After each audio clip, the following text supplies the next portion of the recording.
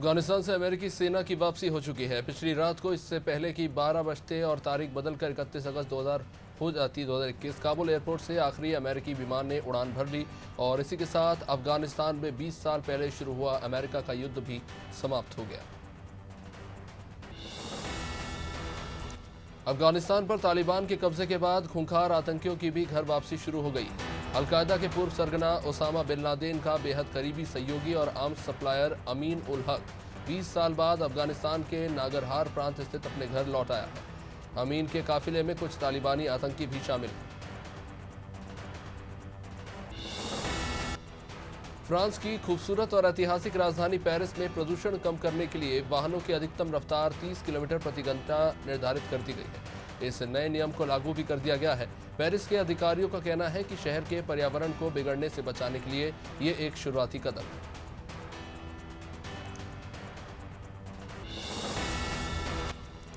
Britain के कई विश्वविद्यालयों को डर है कि कोरोना संक्रमण के कारण लगे यात्रा प्रतिबंध निकट भविष्य में हटने वाले नहीं हैं। ऐसे में दूसरे देशों खासकर चीन से स्टूडेंट्स ब्रिटेन नहीं लौट सकेंगे। इससे संस्थानों को करोड़ों का नुकसान होगा और इसे देखते हुए संस्थानों ने किराए पर विशेष विमान लगाकर चीन से छात्र छात्राओं को वापस लाना शुरू कर दिया। चीन ने स्कूल प्रणाली के लिए व्यापक शिक्षा सुधार लागू किए हैं, जिसके तहत 6 और 7 साल के बच्चों के लिए लिखित परीक्षा पर पाबंदी लगा दी गई है। इसका मकसद बच्चों और अभिभावकों पर से दबाव कम करना है। शिक्षा मंत्रालय ने कहा कि कम उम्र से ही विद्यार्थियों पर दबाव उनके मानसिक और शारीरिक सेहत को नुकसान पहुंचाता है। यूरोप में कोरोना के अत्यधिक संक्रामक डेल्टा वेरिएंट की मौजूदगी में भी स्कूलों को खोला जा रहा है। इसे लेकर विश्व स्वास्थ्य संगठन के यूरोपीय ऑफिस, यूनिसेफ और सेंट्रल एशिया रीजनल ऑफिस ने स्कूलों को खोलने की वकालत की है। साथ ही वायरस के संक्रमण को रोकने के लिए जरूरी उपायों को अपनाने के निर्देश भी दिए हैं।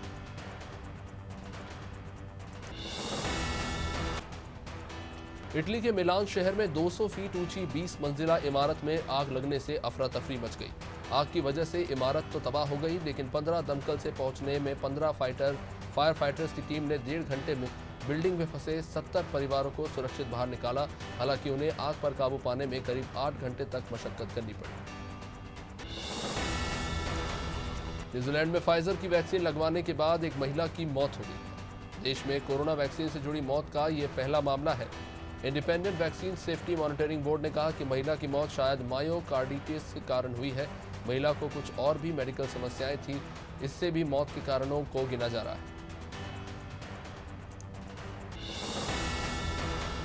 उत्तर कोरिया के तानाशाह किम जोंग उन ने एक बार फिर अपने परमाणु कार्यक्रम को आगे बढ़ाना शुरू कर दिया है। परमाणु हथियार रखने वाला उत्तर कोरिया योगबयोन प्लांट में प्लूटोनियम की प्रोसेसिंग कर रहा है। इसका प्रयोग परमाणु हथियार बनाने के लिए किया जाता है। संयुक्त राष्ट्र की परमाणु एजेंसी ने अपनी सालाना रिपोर्ट में इसका दावा किया है। तालिबान के एक बड़े नेता ने भारत को एशिया की एक बड़ी ताकत बताते हुए कहा कि अफगानिस्तान भारत के साथ करीबी और मजबूत रिश्ते चाहता है। इनमें ट्रेड, इकोनॉमिक और पॉलिटिकल रिलेशन शामिल है। यह बयान तालिबानी लीडर शेर मोहम्मद अब्बास सेटेनाई कज़ई ने दिया है, जिनका 1980 के दशक में भारत से करीबी रिश्ता रहा है। अफगानिस्तान में सत्ता पर काबिज होने के बाद तालिबान दुनिया भर से अपने शासन के लिए रजामंदी चाह रहा है। इसके लिए वह कोई भी कीमत चुकाने को तैयार है। खुद को बेहतर दिखाने के लिए तालिबान ने अफीम उगाने वाले प्रमुख राज्यों को इसकी खेती करने से रोक दिया।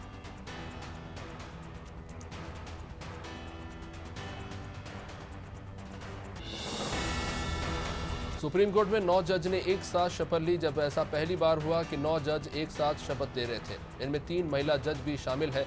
महिला जजों में से एक जस्टिस नागरत्ना भी है, जो आने वाले समय में देश की पहली महिला चीफ जस्टिस बन सकती है। इसके अलावा जस्टिस PS नरसिंघा भी हैं, जो बार से सीधे सुप्रीम कोर्ट में अपॉइंट हो रहे हैं।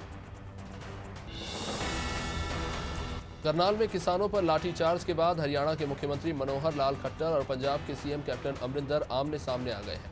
खट्टर ने कहा है कि हरियाणा में किसान आंदोलन के पीछे पंजाब सरकार का हाथ है। मुख्यमंत्री खट्टर ने इसे कड़वी सच्चाई बताया।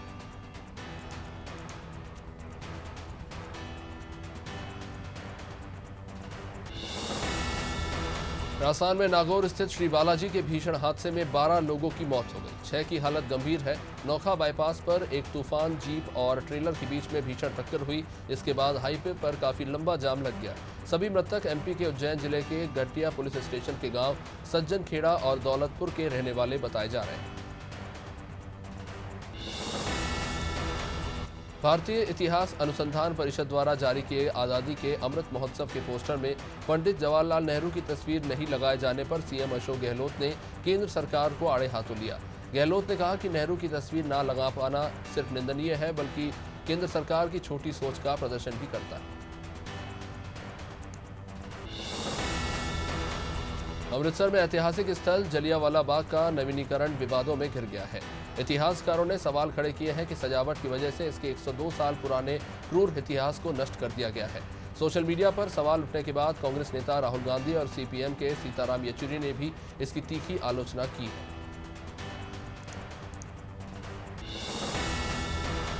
राजनीतिक दलों की रैलियों के विरोध को लेकर संयुक्त किसान मोर्चा के नेता मनजीत सिंह राय ने बड़ा खुलासा किया।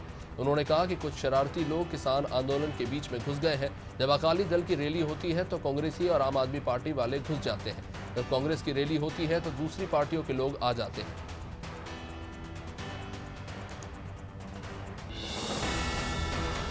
केरल के कुन्नूर में जीन्स में पेंट करवाकर सोने की तस्करी कर रहे आरोपी को एयरपोर्ट पर पकड़ा गया। आरोपी से 302 ग्राम सोना जब्त किया गया है, जिसकी कीमत 14.69 लाख रुपए बताई जा रही है। आरोपी युवक जींस के पैंट में सोने की लेयर पेंट कर उसे ले जा रहा था।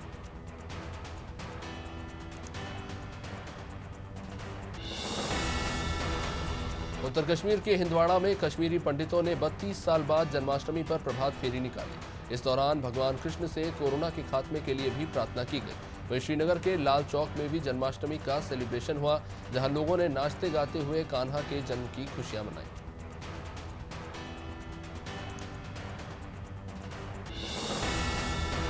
कर्नाटक के बेंगलुरु में भीषण कार एक्सीडेंट में 7 लोगों की मौत हो गई। देर रात तेज रफ्तार ऑडी कार एक पेड़ पर जाकर क्रैश हुआ। पुलिस के मुताबिक 6 लोगों की मौके पर ही मौत हो गई, जबकि 7वें ने अस्पताल में दम तोड़ दिया। मृतकों में 3 महिलाएं थीं। सभी सवार 20 से 30 साल के लोग बताए जा रहे हैं।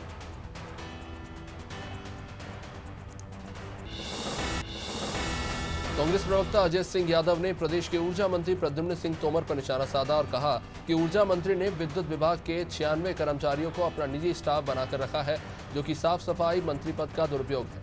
अजय सिंह ने कहा कि मुख्यमंत्री को इस मामले में संज्ञान लेकर तत्काल कार्रवाई करना चाहिए।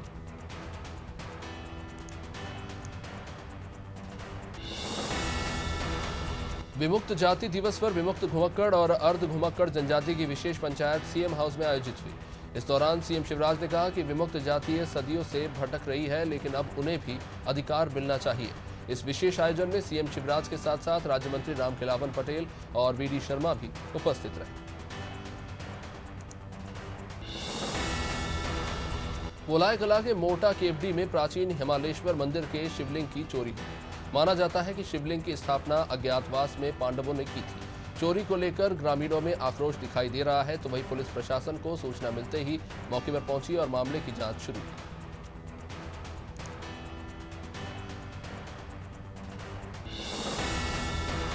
शहडोल की सेमरिया में पत्नी की हत्या करने वाले आरोपी पति कमलेश कौल को पुलिस ने गिरफ्तार कर लिया। पुलिस ने बताया कि खाना ना बनाने को लेकर आरोपी ने अपनी पत्नी से मारपीट की थी, जिस दौरान सिर पर चोट लगने से पत्नी की मृत्यु हो गई।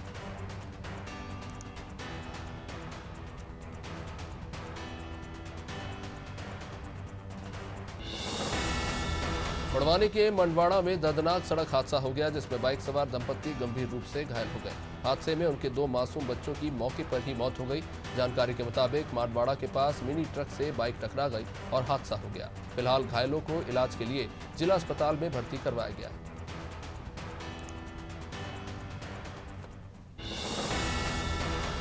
पोलाई कला के मंदिरों में जन्माष्टमी महोत्सव पर भक्तों की भारी भीड़ देखी गई। भक्तों ने रात 12 बजे तक मंदिरों में भजन संध्या, मटकी फोड़ कार्यक्रम का आयोजन किया। वहीं जन्मोत्सव के समय राधा कृष्ण को मक्खन मिश्री का भी भोग लगाकर महाआरती की गई। भक्तों ने हर्षोल्लास के साथ श्री कृष्ण जन्माष्टमी मनाई।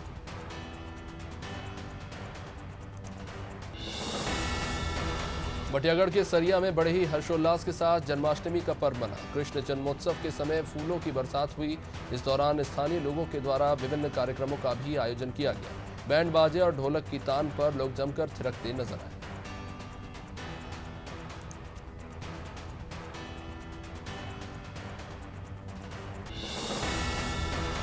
दमोह के समन्ना गांव में कृष्ण जन्माष्टमी पर विधायक अजय टंडन ने मटकी फोड़कर कार्यक्रम का उत्साहवर्धन किया। आपको बता दें कि क्षेत्रीय लोगों के द्वारा मटकी फोड़ प्रतियोगिता का आयोजन किया गया था। इस अवसर पर टंडन ने प्रतियोगिता में भाग लेकर खुशी भी जताई।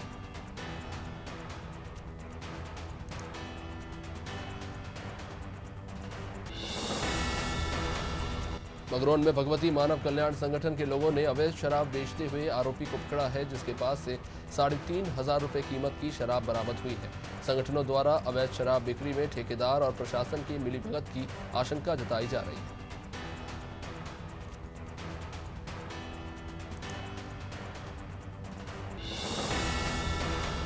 कृष्ण जन्माष्टमी पर मुरैना के श्री बिहारी मंदिर सहित सभी मंदिरों में देर रात तक भक्तों का सैलाब देखने को मिला। फूलों से सजा श्री बिहारी मंदिर बहुत ही आकर्षित नजर आ रहा था, जहां भक्तों ने भगवान श्री कृष्ण को पुष्प अर्पित कर उनकी पूजा अर्चना की और धूमधाम से जन्माष्टमी मनाई। मंदिर में जन्मोत्सव की पूर्ण व्यवस्था प्रशासन ने ही की। मध्य प्रदेश के नीमच में पुलिसकर्मी की पिटाई का मामला सामने आया है। दरअसल सड़क पर रुकी डायल 100 पर एक युवक रोड जाम करने का आरोप लगाकर बहस करने लगा। पुलिस द्वारा युवक को थाने ले जाने के दौरान युवक ने कांस्टेबल पर हमला किया। पुलिस ने युवक के खिलाफ शहर की शांति भंग करने का भी मामला दर्ज कराया।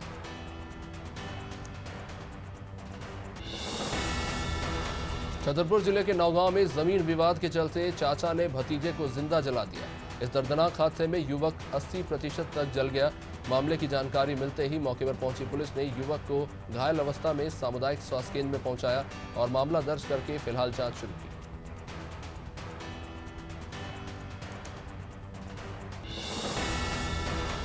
गृहमंत्री नरोत्तम मिश्रा ने कहा है कि इंदौर में दंगे भड़काने की साजिश रचने वाले चारों आरोपियों से पूछताछ में कई बड़े खुलासे हुए।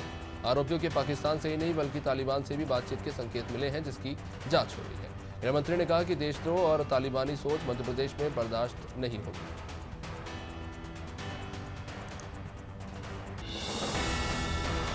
पन्ना के जुगल किशोर मंदिर में भगवान श्री कृष्ण जन्मोत्सव का आयोजन हुआ, जिसमें हजारों की संख्या में भक्त भगवान श्री कृष्ण के दर्शन करने पहुंचे। हालांकि इस दौरान कोरोना गाइडलाइन का सख्ती से पालन किया गया। इस दौरान पुलिस के भी पुख्ता इंतजाम देखने को मिले।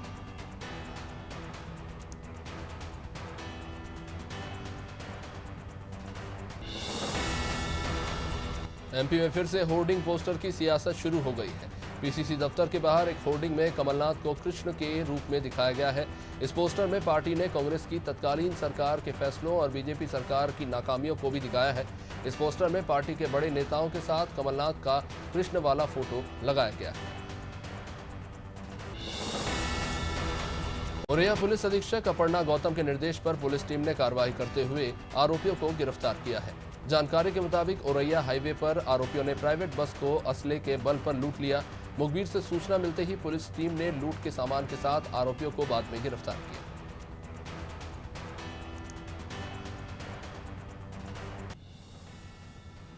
राष्ट्रीय जनहित संघर्ष पार्टी के अध्यक्ष भानु प्रताप सिंह अमरोहा के नौगांवा में समाजसेवी असलम अंसारी के आवास पर पहुंचे थे, जहां भानु प्रताप ने चुनाव को निष्पक्ष और शांतिपूर्ण कराने को लेकर चर्चा की और देश को सुरक्षित रखने के लिए ईवीएम हटाने का सहयोग आदेश पारित भी किया। और इस दौरान उन्होंने बताया कि यह अभियान पूरे देश में चलाया जाएगा। देश भर में कृष्ण जन्माष्टमी का पर्व बड़े ही धूमधाम से मनाया जा रहा है। उत्तर प्रदेश के बांदा में भी राधा कृष्ण मंदिर में हर्षोल्लास के साथ जन्माष्टमी मनी। इस खास अवसर पर स्थानीय लोगों के द्वारा मटकी फोड़ का कार्यक्रम भी आयोजित हुआ। इस कार्यक्रम में स्थानीय लोगों के साथ पुलिसकर्मी भी हालात को संभालते नजर आए।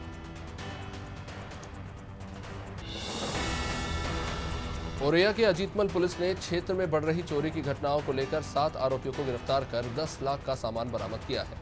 चोर सामान को इटावा बेचने जा रहे थे, जहां मुखबिर की सूचना पर अजीतमाला पुलिस ने बैरियर लगाकर चेकिंग शुरू की और आरोपियों को सामान सहित पकड़ लिया। आरोपियों को गिरफ्तार कर फिलहाल मामला दर्ज किया गया है। पुलिस पूछताछ कर रही है। राजधानी भोपाल में कोरोना संक्रमण के पिछले 5 दिनों में 13 नए मामले सामने आ चुके हैं। पिछले 24 घंटे में 4 नए संक्रमित पकड़ाए हैं, जिसमें निशातपुरा निवासी एक शख्स और प्रोफेसर्स कॉलोनी निवासी एक महिला के साथ इंदौर से भोपाल आए एक महिला और युवक की रिपोर्ट पॉजिटिव आई है। फिलहाल भोपाल में 17 लोग कोरोना पॉजिटिव हैं। छत्तीसगढ़ के जगदलपुर में कृष्ण जन्माष्टमी पर 8,32,000 की लागत से यादव समाज के नवनिर्मित सामाजिक भवन का लोकार्पण हुआ। इस दौरान कांग्रेस पदाधिकारियों ने लोगों को संबोधित किया और श्री कृष्ण मंदिर में भगवान की पूजा अर्चना करते हुए बस्तर और राज्य के लिए सुख समृद्धि की कामना की।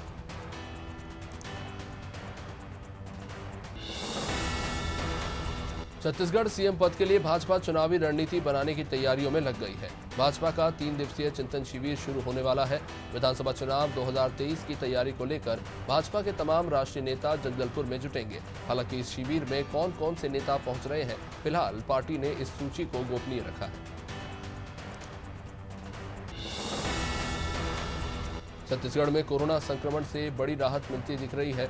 18,569 नमूनों की जांच में प्रदेश भर में संक्रमण के केवल 22 मामले ही सामने आए हैं। वहीं किसी भी मरीज की मौत की रिपोर्ट फिलहाल अभी तक नहीं आई है। पूरे कोरोना काल में पिछले 6 दिन ऐसे ही रहे जब संक्रमण से किसी मरीज की जान नहीं गई।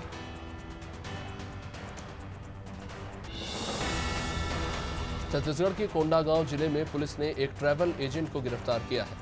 साल 2018 में बैंकॉक की सैर कराने के नाम पर 5 युवकों से ट्रैवल एजेंसी ने करीब 1.32 लाख रुपए की ठगी की थी। आरोपी रुपए लेने के बाद भाग निकले। युवकों की शिकायत के बाद 4 साल बाद ट्रैवल एजेंट को पुलिस ने पकड़ा है। छत्तीसगढ़ की 35 तहसीलों में सूखे की आशंका है। कृषि वैज्ञानिकों के मुताबिक अगर 10 दिन में अच्छी वर्षा हो गई तो डैमेज कंट्रोल हो सकता है। फिर भी 10% तक फसल के नुकसान की आशंका है। अगर आने वाले 10 दिन में भी अच्छी बारिश नहीं हुई और खेत नहीं भरे तो धान की 20% तक फसल बर्बाद हो सकती है। साउथ के मशहूर सुपरस्टार चिरंजीवी जल्द ही सुपरहिट मलयालम फिल्म लूसीफर का रीमेक शुरू करने वाले हैं। फिल्म में सलमान खान की एंट्री भी हो गई है। रिपोर्ट्स की माने तो सलमान के बाद अब एक और सुपरस्टार का नाम फिल्म से जुड़ रहा है। बताया जा रहा है कि गॉडफादर में एक्टर आर माधवन विलन का रोल प्ले कर सकते हैं।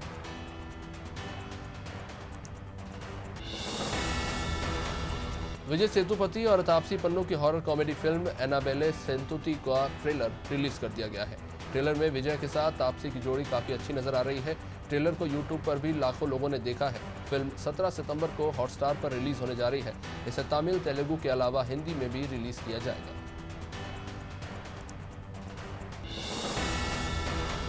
टोक्यो पैरा ओलंपिक खेलों में भारत ने 2 गोल्ड सहित 5 मेडल अपने नाम किए थे और आज के दिन की शुरुआत भी शानदार देखने को मिली है। 10 मीटर एयर पिस्टल SH1 के फाइनल में 39 वर्षीय सिंगराज अधाना ने भारत के लिए ब्रॉन्ज मेडल जीता। अधाना 216.8 के स्कोर के साथ तीसरे स्थान पर रहे।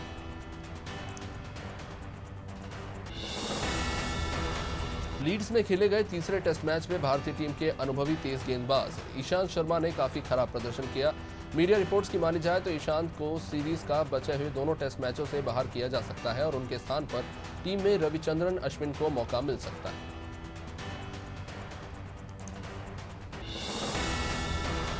भारतीय मध्यक्रम के बल्लेबाज श्रेयस अय्यर एक बार फिर से मैदान पर वापसी के लिए तैयार हैं। अय्यर इस साल इंग्लैंड के खिलाफ खेली गई 1 दिवसीय सीरीज के पहले मुकाबले में चोटिल हो गए थे, जिसके चलते वो IPL 14 के फेज 1 में भी खेलते हुए नजर नहीं आए। अब IPL फेज 2 से वो वापसी करते नजर आएंगे।